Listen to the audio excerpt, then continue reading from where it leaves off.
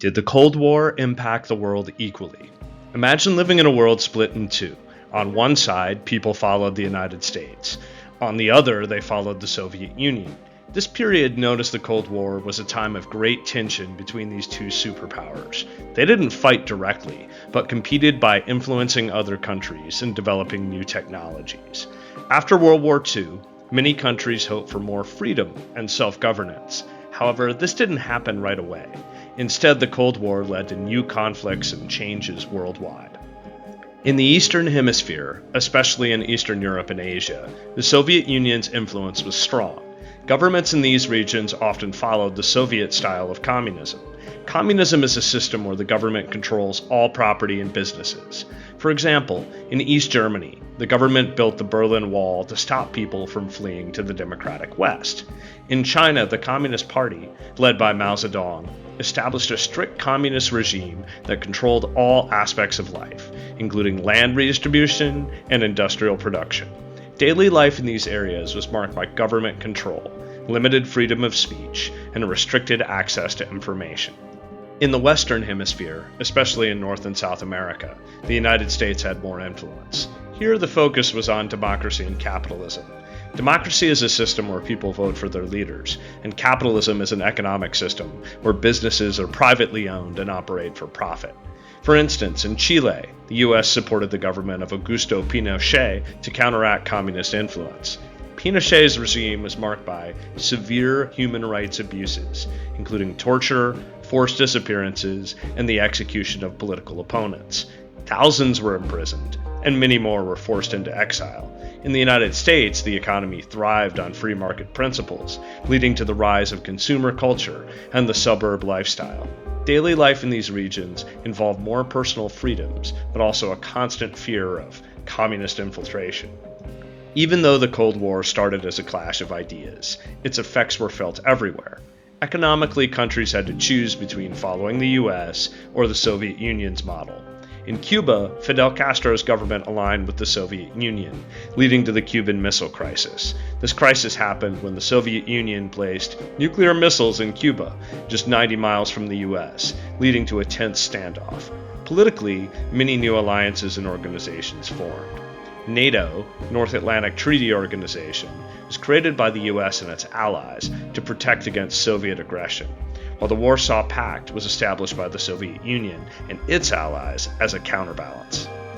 Socially, people experienced propaganda and fear from both sides. In the US, this was seen in the Red Scare, where people were accused of being communist spies, leading to investigations and blacklisting. In the Soviet Union, the government controlled the media to promote communist ideals and suppress dissent.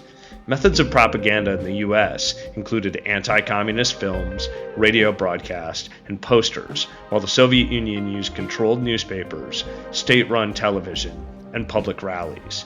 Culturally, there was a significant impact on art, literature, and daily life. For example, American movies often depicted the Soviets as villains, while Soviet literature promoted communist values. Artists in the US, like Jackson Pollock, received government support to showcase American creativity, while Soviet artists were expected to create works that glorified communism. After World War I, many people wanted self-government, but these dreams often didn't come true. However, after World War II, the desire for independence grew stronger. This led to the breakup of empires and the creation of new countries. For instance, in India, the struggle for independence from British rule finally succeeded in 1947. In Africa, many nations, such as Ghana and Kenya, gained independence from colonial powers during the 50s and 60s.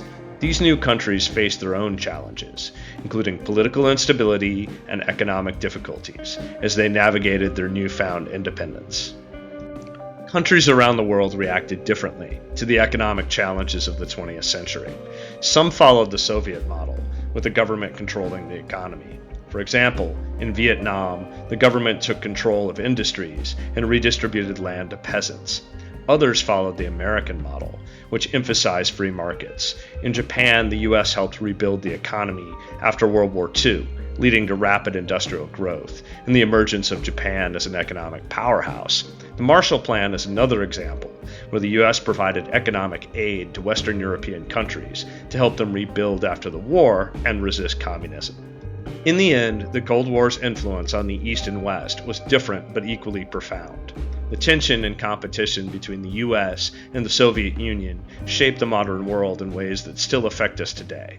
For example, the space race led to significant advancements in technology and space exploration, such as the Apollo moon landing in 1969, while the arms race resulted in the stockpiling of nuclear weapons, which continues to impact global security. The fall of the Berlin Wall in 1989 symbolized the end of the Cold War and the beginning of a new era of global relations. So did the Cold War impact the world equally? It might not have been the same everywhere, but its effects were felt all around the globe. From the Berlin Wall to the Cuban Missile Crisis, from the independence movements in Africa to the economic miracles in Japan, the Cold War left a lasting legacy that continues to shape our world.